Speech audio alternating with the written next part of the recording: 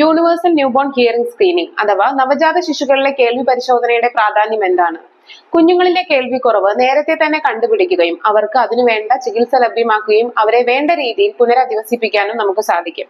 അതിനുവേണ്ടി തന്നെ ഈ ന്യൂബോൺ ഹിയറിംഗ് സ്ക്രീനിംഗ് വളരെയധികം പ്രാധാന്യം അർഹിക്കുന്നു. ഇന്ന് കുഞ്ഞുങ്ങളെ പ്രസവിച്ച് ആശുപത്രി വിടുന്നതിന് മുൻപ് തന്നെ എല്ലാ ആശുപത്രികളിലും ഓട്ടോ അക്കൗസ്റ്റിക് എമിഷൻ അഥവാ OAE പരിശോധന നടത്തുന്നു. ഇതിൽ കുഞ്ഞ് പാസ് ആവുകയാണെങ്കിൽ, അതായത് ടെസ്റ്റ് വിജയിക്കുകയാണെങ്കിൽ നിങ്ങൾക്ക് റിസൾട്ട് അന്ന് തന്നെ ലഭിക്കും. അതല്ല, കുഞ്ഞിന് ആ ടെസ്റ്റ് പാസ്സാവാൻ കഴിഞ്ഞില്ലെങ്കിൽ അതിനെ വീണ്ടും പരിശോധന നടത്തേണ്ടതാണ്. അതിനുവേണ്ടി 45ാമത്തെ ദിവസം കുത്തിവെപ്പ് എടുക്കാൻ പോകുന്ന സമയത്ത് ഒന്നുകൂടെ ചെക്ക് ചെയ്യുന്നു.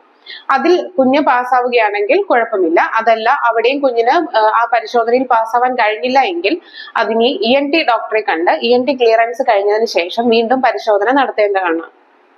അപ്പം ENT ക്ലിയറൻസിന് ശേഷം ഈ 3ാം ഘട്ട പരിശോധനയിലും കുഞ്ഞ് ഈ പരിശോധനയിൽ പാസ് ആയിട്ടില്ല എങ്കിൽ കുഞ്ഞിന് ഒരു വിദഗ്ധമായ കേൾവി പരിശോധന അത്യാവശ്യമായിട്ടുള്ളതാണ്. ഘട്ട പരിശോധനയിലും 2ാം ഘട്ട പരിശോധനയിലും കിട്ടാത്ത പല കുട്ടികൾക്കും 3ാം ഘട്ട പരിശോധനയിൽ കിട്ടാറുണ്ട്.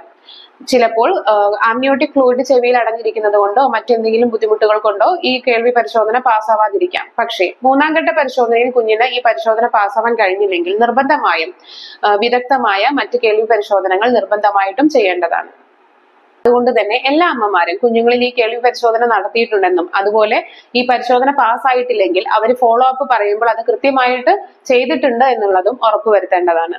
അതുവഴി നമുക്ക് കുഞ്ഞുങ്ങളിലെ കേൾവിക്കുറവും മറ്റു ബുദ്ധിമുട്ടുകളും നേരത്തെ തന്നെ കണ്ടുപിടിക്കാനും അതിനു വേണ്ട ചികിത്സകൾ ലഭ്യമാക്കാനും സാധിക്കും.